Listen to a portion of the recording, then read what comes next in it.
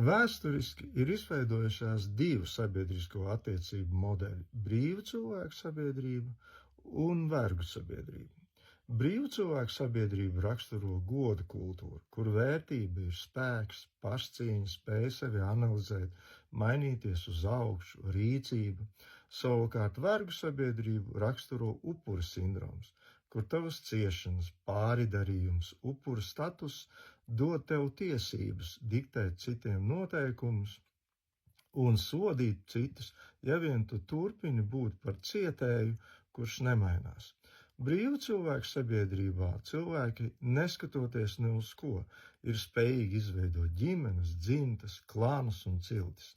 Savukārt vergu sabiedrībā, pat ja viņiem viss tiek dots no augšas, viņi nav spējīgi izveidot neko, un vainīgi pie visa vienmēr būs citi.